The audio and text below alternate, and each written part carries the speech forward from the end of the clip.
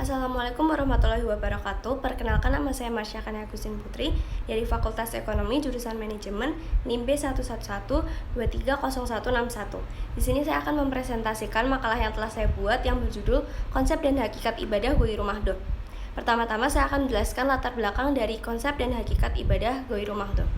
Ibadah merupakan satu pola hubungan yang menghubungkan diri seorang hamba dengan Tuhannya. Dengan beribadah, seseorang akan dekat dengan Allah. Hal ini bermakna bahwa Allah dengan segala keagungan dan kebesarannya akan terhubung dengan manusia.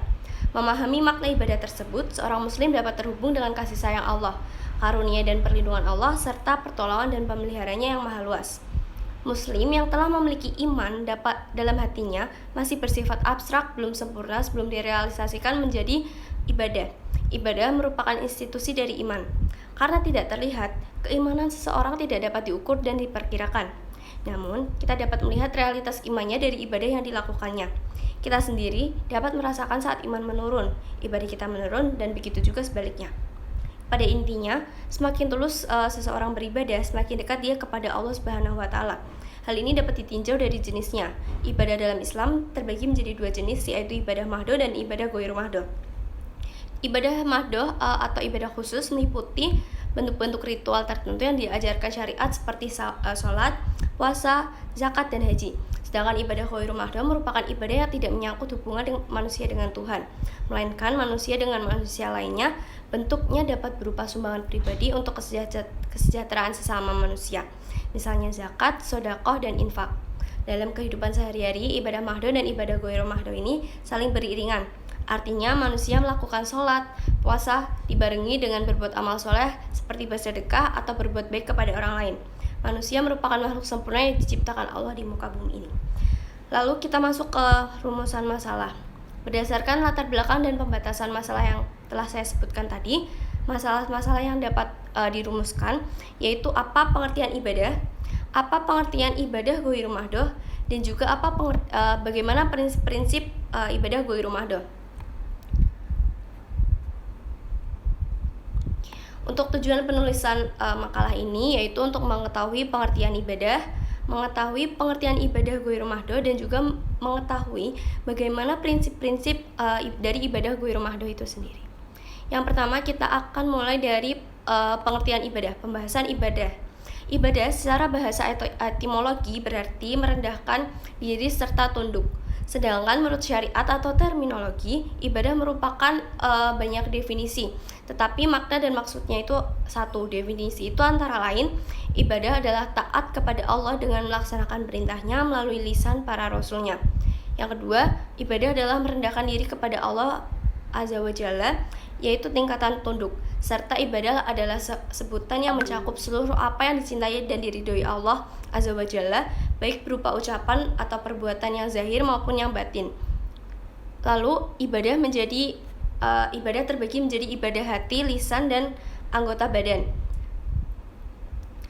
Rasa khauf, raja, mahabbah, tawakal, rakbah, dan rahab adalah ibadah qobliyah yang berkaitan dengan hati.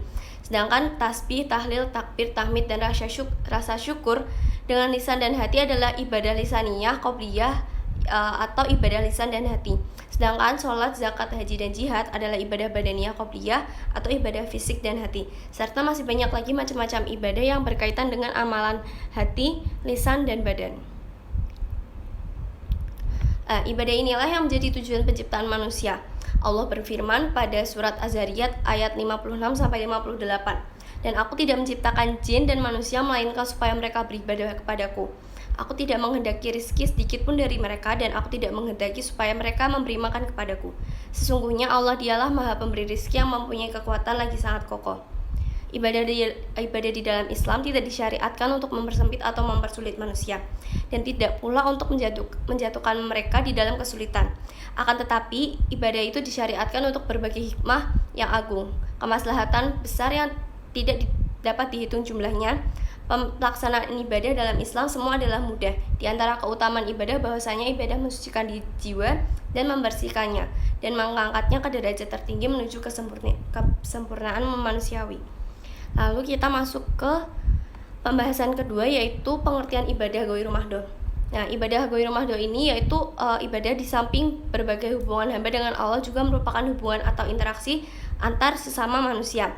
Atau dengan kata lain, definisi dari ibadah Ghairul Mahdoh itu segala amalan yang diizinkan oleh Allah. Misalnya ibadah Ghairul Mahdoh ini adalah sedekah, tolong-menolong, dakwah, belajar, zikir, bekerja, dan lain sebagainya. Ini beberapa contoh dari ibadah Ghairul Mahdoh. Lalu selanjutnya, ibadah Ghairul Mahdoh ini memiliki nama lain yaitu ad-dunya atau urusan duniawi dan adah atau adat kebiasaan. Sebagian penjelasan yang lebih memudahkan agar dapat dipahami. Contoh sederhana dari ibadah Ghairul Mahdoh adalah seperti aktivitas makan, memaafkan orang lain, mencari nafkah, mendidik anak, dan lain sebagainya.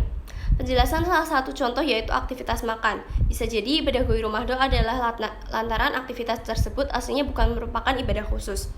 Orang bebas untuk memakan apa saja, baik ketika lapar maupun tidak, dan dengan menu apa saja selain yang Allah haramkan.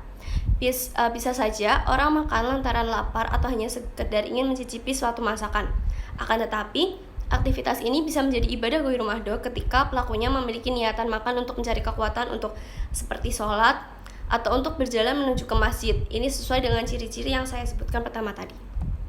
Lalu masuk ke pembahasan terakhir yaitu prinsip dari ibadah Ghairul Mahdoh. Jadi ada 4 prinsip. Yang pertama, keberadaannya didasarkan atas tidak adanya dalil yang melarang. Selama Allah dan Rasul-Nya tidak melarang, maka ibadah ini boleh dilakukan. Lalu yang kedua, tata laksananya tidak perlu berpola kepada contoh Rasulullah sehingga perkara baru atau bid'ah dalam ibadah Ghairul Mahdoh diperbolehkan atau sampai ada dalil yang melarang atau mengharamkannya. Yang ketiga, bersifat rasional. Ibadah bentuk ini baik buruknya, manfaat atau madorotnya dapat ditentukan oleh akal atau logika kita saja. Sehingga jika menurut logika kita sehat, tidak baik, bahkan merugikan, maka tidak boleh dilaksanakan. Dan yang terakhir, azasnya manfaat. Selama itu bermanfaat, maka selama itu boleh dilakukan. Sekian, kita masuk ke kesimpulan makalah yang telah saya buat, yaitu ibadah merupakan suatu usaha kita mendekatkan diri kepada Allah. Hakikat ibadah itu adalah melaksanakan apa yang Allah cintai dan ridhoi dengan rasa tunduk dan patuh kepada Allah Subhanahu wa Ta'ala. Seorang hamba yang ibadahnya ingin dikabulkan hendaklah harus memenuhi 2 syarat, yaitu ikhlas dengan tuntutan Rasulullah dan tidak bermaksud untuk berbuat riya kepada orang lain.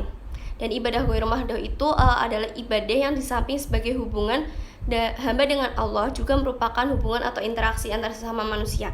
Misalnya tadi seperti sedekah, tolong-menolong, berdakwah, belajar, zikir, serta lain sebagainya.